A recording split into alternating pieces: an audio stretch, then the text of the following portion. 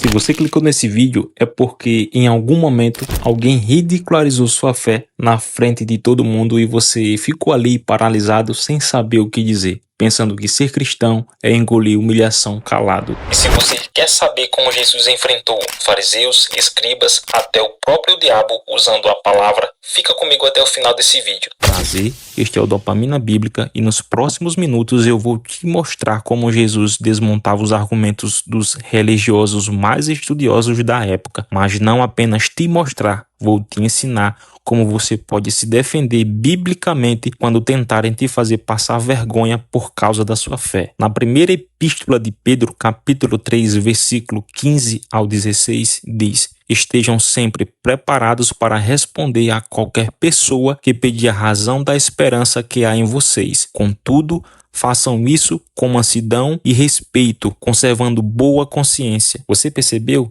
Jesus não está te pedindo para ficar calado. Ele está te ordenando a estar preparado para responder, mas não de qualquer jeito, com mansidão e respeito. Esse é o equilíbrio que Jesus dominava perfeitamente. Antes de eu te mostrar como Jesus desmontava argumentos, eu preciso destruir uma mentira que você provavelmente já ouviu na igreja. Talvez até um pastor já tenha falado para você que Jesus não debatia, ele só amava as pessoas e que confrontar a falta de amor. Isso é mentira, e uma mentira perigosa, porque ela te mantém paralisado e impotente. A verdade é essa: Jesus não veio ao mundo para vencer debates por vaidade, ele veio para salvar a humanidade da perdição. Jesus era constantemente atacado, provocado e testado pelos escribas, fariseus e saduceus. Essas pessoas não eram ignorantes, eram os doutores da lei, os teólogos mais estudiosos da época, e eles vinham com armadilhas intelectuais preparadas para destruir a reputação de Jesus publicamente. Mas sabe o que Jesus fez quando esses religiosos altamente estudiosos vieram tentar destruí-lo publicamente? Ele podia ter ficado calado, afinal, ele era manso e humilde de coração, certo? Errado. Jesus olhou nos olhos deles e usou a palavra de Deus com tanta sabedoria, com tanta autoridade, que esses doutores da lei ficavam completamente sem resposta. E não era só isso, eles saíam envergonhados,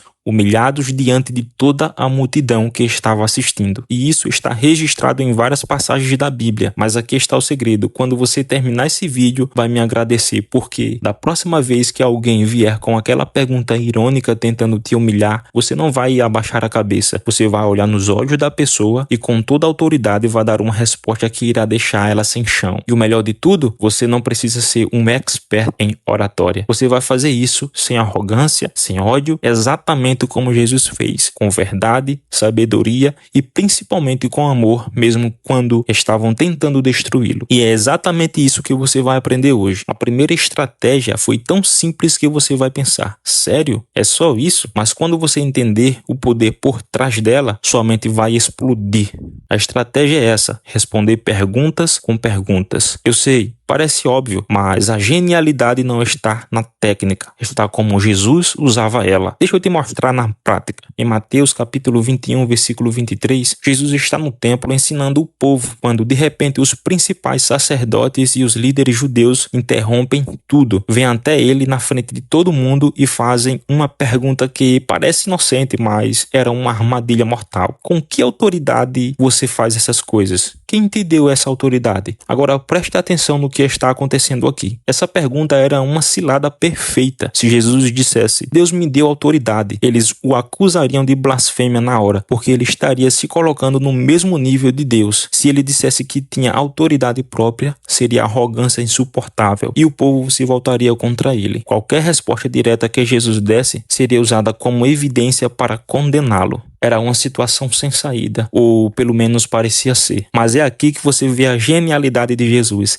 Em vez de responder à pergunta deles, eu também vou fazer uma pergunta para vocês. Se vocês responderem, eu digo com que autoridade faço isso. O batismo de João era do céu ou dos homens? Agora, olha o que acabou de acontecer. Jesus não apenas evitou a armadilha, ele virou o jogo completamente. Agora, quem estava preso sem saída eram eles. Se dissessem que o batismo de João era de Deus, Jesus perguntaria: então, por que vocês não acreditaram nele? Se dissessem que era dos homens, o povo inteiro se revoltaria contra eles, porque todos consideravam João um profeta verdadeiro. E qual foi o resultado disso? A Bíblia diz que eles começaram a discutir entre si. Desesperados, o que vamos responder? E no final, completamente derrotados, eles falaram: não sabemos. E Jesus, com toda a calma do mundo, respondeu: então, eu também não vou dizer com que autoridade faço essas coisas. Jesus não apenas escapou da armadilha, ele expôs a hipocrisia deles, revelou que eles não estavam realmente buscando a verdade e fez isso sem dizer uma única palavra contra eles diretamente. Ele usou a própria pergunta deles para revelar o caráter deles. E como você poderia aplicar isso em sua vida? Deixa eu te mostrar um exemplo poderoso. Imagina que você está na escola, alguém vem e fala assim: se Deus é tão bom, por que existe tanto sofrimento no mundo? Por que ele deixa crianças morrerem de câncer? A maioria dos cristãos tenta responder entrando numa explicação filosófica gigante sobre livre-arbítrio, pecado original e vai embromando até a pessoa perder o interesse. Mas você vai fazer diferente. Você vai olhar para a pessoa e dizer: essa é uma ótima pergunta, mas antes de eu responder, deixa eu te perguntar uma coisa. Quando você diz que o sofrimento é mal, você está assumindo que existe um padrão objetivo do que é bem e mal, certo? A pessoa vai ficar meio confusa, mas vai dizer: sim, claro. Aí você continua: e de onde vem esse padrão? Quem decide o que é objetivamente bom ou mal? Se somos apenas átomos e moléculas reagindo quimicamente, por que você acredita que existe algo como bem ou mal objetivos? Perceba que o que você fez foi pegar a objeção dela contra Deus e mostrou que a própria objeção pressupõe que Deus existe. Porque se Deus não existe, não existe padrão moral objetivo, e se não existe padrão moral objetivo, ela não pode dizer que o sofrimento é mal. A pergunta dela se autodestrói. E aqui está o mais importante: você fez isso sem atacar a pessoa e sem ser arrogante. Você apenas fez perguntas que revelaram que o argumento dela não se sustenta. A segunda estratégia é muito afiada e tão poderosa que você precisa usar com muito cuidado. A estratégia é expor a inocência e hipocrisia das pessoas usando as próprias palavras e ações delas contra elas. E eu sei o que você está pensando: mas isso não é ser cruel? Não é falta de amor? Eu vou te explicar o porquê. Quando você expõe a hipocrisia de alguém, você não está atacando a pessoa, você está revelando uma verdade que ela está escondendo, muitas vezes até de si mesma. E revelar a verdade é sempre um ato de amor, mesmo quando dói, porque só a verdade liberta. Em Mateus capítulo 22, versículo 15 ao 22, os fariseus estão planejando como destruir Jesus e eles bolam um plano que parece perfeito. Eles enviaram seus discípulos com os herodianos, que era um grupo de judeus partidários da dinastia de Herodes. Agora preste atenção nisso. Os fariseus odiavam os herodianos porque eles eram aliados de Roma, o império que oprimia Israel. Mas eles estavam tão desesperados para pegar Jesus que fizeram uma aliança com seus inimigos. Isso já mostra a hipocrisia deles. Eles chegam até Jesus e começam com elogios exagerados. Mestre, sabemos que você é íntegro e ensina o caminho de Deus de acordo com a verdade. Você não se deixa influenciar por alguém porque não se importa com aparências. Você percebe? Eles estão tentando bajular Jesus, fazendo ele baixar a guarda. Então vem a armadilha: é certo pagar imposto a César ou não? Essa pergunta era uma guilhotina, ou seja, um perigo mortal. Se Jesus dissesse que era certo pagar, o povo judeu que odiava Roma com toda a força se revoltaria contra ele. Ele seria visto como traidor, como colaborador do império opressor. Mas se dissesse que era certo pagar, os romanos o prenderiam imediatamente por insurreição, por incitar rebelião fiscal. Era literalmente impossível Jesus responder sem se destruir, ou pelo menos era o que eles pensavam. Mas olha o que Jesus fez. Ele não respondeu à pergunta imediatamente. Ele olhou para eles e disse: hipócritas. Jesus não foi sutil. Ele não tentou ser politicamente correto. Ele chamou eles de hipócritas na cara, publicamente. Então ele disse: por que vocês estão me testando? Mostre-me a moeda usada para pagar o imposto. Eles trouxeram um império. E Jesus perguntou: de quem é essa imagem e essa inscrição? De César. Eles responderam. E então veio a resposta que deixou todo mundo de boca aberta. Então deem a César o que é de César e a Deus o que é de Deus. Agora, olha a genialidade disso. Jesus fez 3 coisas ao mesmo tempo. Primeiro, ele expôs a hipocrisia deles. Ao pedir a moeda, ele mostrou que eles já usavam o dinheiro romano e já participavam do sistema econômico de Roma. A pergunta deles era desonesta porque eles já tinham dado a resposta com suas próprias ações. Segundo, ele deu uma resposta que era politicamente neutra. Os romanos não podiam prendê-lo porque ele disse para pagar os impostos. O povo não podia acusá-lo de traição porque ele também disse para dar a Deus o que é de Deus, implicando que Deus está acima de César. Terceiro e mais profundo, ele revelou que a questão real não era sobre impostos, era sobre lealdade final. Dê a César o dinheiro dele, mas dê a Deus sua vida, seu coração, sua adoração. E a Bíblia diz que eles ficaram admirados e foram embora. Eles vieram para destruir Jesus e saíram humilhados, sem resposta diante de todos. E como você aplicaria isso na prática? O exemplo que vou revelar provavelmente você já enfrentou ou irá enfrentar. Se alguém falar que a Bíblia é só um livro antigo escrito por homens que não dá para levar a sério e que só acredita em ciência ou razão, faça isso. Você olha para a pessoa e pergunta: interessante, então você só acredita em ciência e razão, certo? A pessoa confirma orgulhosa. Aí você continua: e me diz uma coisa, em que você baseia seus valores morais? O que te faz acreditar que é errado matar, roubar ou mentir? A pessoa vai falar algo como: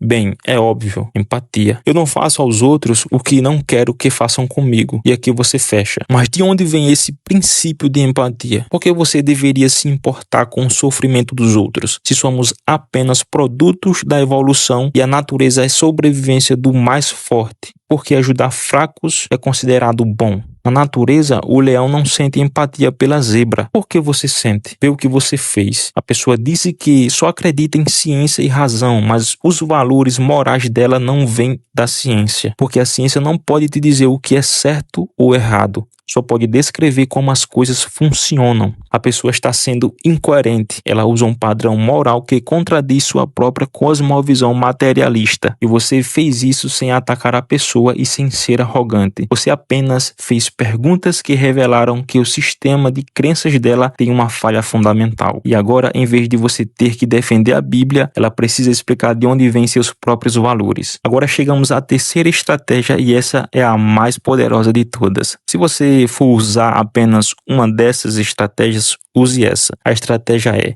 usar histórias e analogias para transmitir verdades que as pessoas não conseguem rejeitar diretamente. E deixa eu te explicar por que isso é tão eficaz. Quando você diz uma verdade diretamente para alguém, principalmente uma verdade que contradiz o que ela acredita, sabe o que acontece? As defesas mentais dela sobem imediatamente. É como se um muro de concreto aparecesse entre você e ela. A pessoa para de escutar e começa a formular contra-argumentos na cabeça enquanto você ainda está falando. Mas quando você conta uma história, algo mágico acontece. As defesas caem, a pessoa entra na narrativa, começa a se envolver emocionalmente com os personagens e só depois, quando a história termina, ela percebe a lição. E nesse ponto, já é tarde demais. A verdade já entrou. Jesus sabia disso e usava parábolas constantemente para esse motivo exato. Jesus fazia isso constantemente com as parábolas. A exemplo disso está em Lucas capítulo 7, versículo 36 ao 50. Jesus foi convidado para jantar na casa de um fariseu chamado Simão. Era um jantar formal, com outros líderes religiosos presentes. Todo mundo estava reclinado à mesa, comendo, conversando, quando de repente acontece algo impensável. Uma mulher entra na casa e não era qualquer mulher. A Bíblia descreve ela como uma mulher daquela cidade que vivia em pecado. Todo mundo ali sabia quem ela era e o que ela fazia. Porém, ela entrou na casa do fariseu, se aproximou de Jesus e começou a chorar. Imagina a cena, o silêncio constrangedor tomando conta do ambiente e as lágrimas delas caindo nos pés de Jesus. Porém, ela faz algo que quebrou todos os protocolos. Ela soltou o cabelo, que na cultura da época era algo íntimo, reservado apenas para o marido ver, e começou a secar os pés de Jesus com seus próprios cabelos. E então ela pegou um frasco de perfume caríssimo e ungiu os pés dele. Simão, o fariseu, olhou para aquilo com nojo nojo e pensou: se esse homem fosse realmente um profeta, ele saberia que tipo de mulher está tocando nele. Ele saberia que ela é uma pecadora imunda. Jesus não apenas leu os pensamentos de Simão, ele decidiu dar uma lição que aquele fariseu nunca esqueceria. E ele fez isso através de uma história simples. E olhou para Simão e disse: Simão, tenho algo a te dizer. Simão respondeu: diga, mestre. Jesus contou essa história. 2 homens deviam dinheiro a um credor. Um devia 500 denários, o equivalente a mais de 1 ano de salário, e o outro devia 50. Nenhum dos dois tinha como pagar. Como o credor, movido por compaixão, perdoou a dívida dos dois, agora me diz, Simão, qual dos dois vai amar mais esse credor? Simão respondeu meio sem entender aonde Jesus queria chegar. Suponho que seja aquele a quem foi perdoada a dívida maior. Jesus disse: você julgou corretamente. Então veio o ponto-chave da história. Jesus virou para a mulher, mas falou diretamente com Simão. Você está vendo essa mulher? Quando entrei em sua casa, você me deu água para lavar meus pés. É costume básico de hospitalidade, mas ela molhou meus pés com suas lágrimas e os secou com seus cabelos. Você não me cumprimentou com um beijo, como é costume entre amigos, mas desde que entrei, ela não parou de beijar meus pés. Você não ungiu minha cabeça com óleo, outro sinal básico de respeito a um convidado. Mas ela ungiu meus pés com um perfume caro. Você percebe o que Jesus fez? Ele listou 3 falhas de hospitalidade de Simão. O fariseu religioso que se achava superior havia tratado Jesus pior do que a mulher pecadora tratou. E então Jesus fecha com uma verdade devastadora. Portanto, eu te digo, os muitos pecados delas foram perdoados. Por isso ela demonstra muito amor. Mas aquele a quem pouco foi perdoado, pouco ama. Simão foi completamente destruído. Mas vê como Jesus fez isso? Primeiro, ele contou uma história neutra sobre 2 devedores. Simão concordou que aquele que foi mais perdoado amaria mais. E então Jesus aplicou esse julgamento do próprio Simão de volta a ele. Simão foi forçado a ver sua própria hipocrisia, seu próprio coração duro, através da história que ele mesmo havia julgado. Agora, deixa eu te mostrar como você pode usar essa mesma técnica. E eu vou te dar um argumento mais comum que você vai ouvir como cristão. Cristãos são hipócritas. Por isso eu não acredito em Deus. A maioria dos cristãos fica na defensiva e tenta explicar que nem todos os cristãos são assim, ou que o cristianismo é sobre Jesus, não sobre cristãos imperfeitos. Mas isso geralmente não funciona, porque a pessoa já decidiu que você está errado antes de você terminar. Então você vai fazer diferente. Você vai contar uma história. Você olha para a pessoa e diz: deixa eu te fazer uma pergunta. Imagina que você descobre que os médicos que salvaram a vida da sua mãe quando ela teve câncer estavam envolvidos em um esquema de corrupção no hospital. Eles estavam superfaturando procedimentos, recebendo propina de farmacêuticos, desviando dinheiro. Você pararia de acreditar na medicina por causa disso? Você deixa de ir ao médico quando estivesse doente? A pessoa vai responder: claro que não. Medicina funciona independente do caráter de alguns médicos ruins. E você fecha: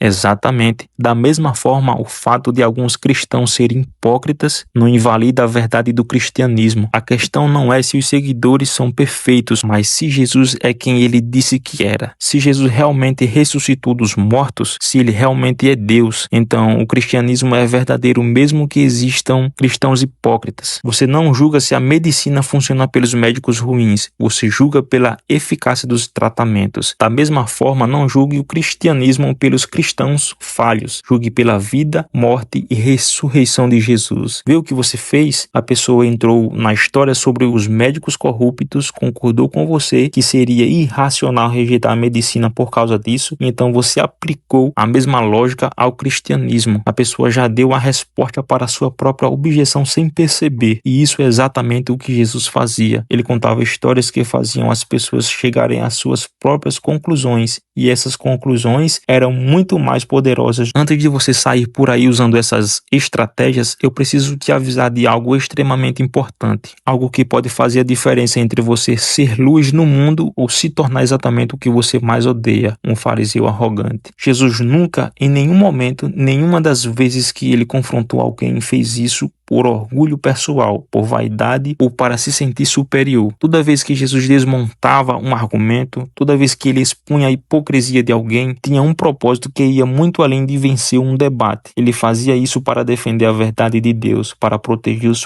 oprimidos que estavam sendo explorados pelos líderes religiosos ou para abrir os olhos dos cegos espirituais. E tem uma diferença gigantesca entre essas duas motivações. Deixa eu te dar um exemplo. Em João 8, os fariseus trouxeram uma mulher que foi pega em adultério. Eles a jogaram no meio da multidão, humilhada, provavelmente quase nua, coberta apenas com uma roupa rasgada, e fizeram uma pergunta para Jesus. Mestre, essa mulher foi pega em adultério. Na lei de Moisés está escrita que ela deve ser apedrejada. O que você diz? Era outra armadilha perfeita. Se Jesus dissesse para apedrejá-la, ia contra a lei romana que não permitia os judeus executarem ninguém. Ele seria preso. Se dissesse para apedrejá-la, estaria condenando a lei de Moisés e o povo se voltaria contra ele. Jesus poderia ter humilhado aqueles fariseus publicamente naquele momento. Ele poderia ter listado os pecados secretos de cada um deles ali na frente de todo mundo. Ele poderia ter destruído a reputação deles publicamente, mas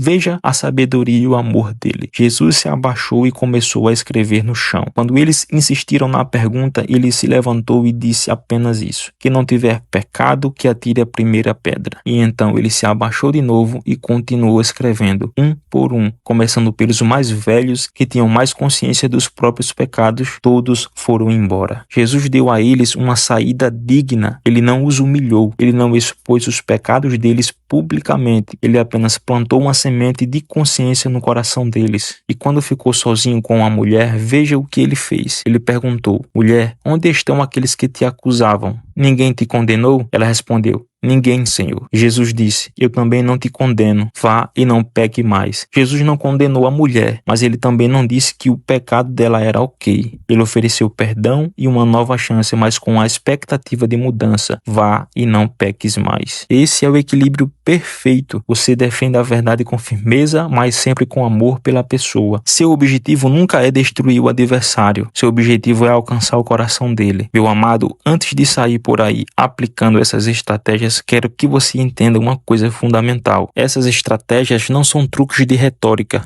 não são técnicas de manipulação, não são jeitos inteligentes de ganhar discussões. Elas funcionam porque são baseadas na verdade, e a verdade sempre vence no final, porque a realidade está do lado dela. Quando você usa a lógica de Deus, quando você revela as inconsistências do pensamento sem Deus, você está simplesmente mostrando como as coisas realmente são. Jesus conhecia as Escrituras profundamente. Quando o diabo o tentou no deserto, ele respondeu cada tentação com: está escrito. Se você quer defender sua fé com autoridade, você precisa conhecer a Bíblia e estar em constante oração, porque de nada adianta conhecer a palavra e não viver a palavra. E olha, eu sei que talvez você esteja pensando: mas eu não sou bom com palavras, eu não sei debater. Ótimo, porque não é sobre você ser eloquente, é sobre você ser fiel à verdade. Agora sinto que minha missão foi cumprida. Na próxima vez que alguém tentar ridicularizar sua fé com perguntas capciosas, você não vai ficar calado por medo. Você vai lembrar que serve ao Deus que criou a lógica, que inventou a razão, que é a própria verdade, e vai responder com sabedoria, amor e autoridade. E se esse vídeo te ajudou de alguma forma, deixa seu like, se inscreva no canal e compartilhe com aquele amigo cristão que está sendo ridicularizado e não sabe como responder. Isso não é sobre engajamento, é você levando essa mensagem para alguém que precisa ouvir isso agora, e ajuda o algoritmo a alcançar mais pessoas que também estão sendo atacadas por causa da fé. Deixe nos comentários qual dessas estratégias você se identificou mais, e se tem alguma situação específica onde atacaram sua fé e você não soube responder, deixa aí nos comentários. Quem sabe eu posso até fazer um próximo vídeo sobre isso. Que Deus continue te abençoando, te dê sabedoria e coragem para ser luz nesse mundo. Lembra, você não está sozinho nessa batalha. Tamo junto com Cristo.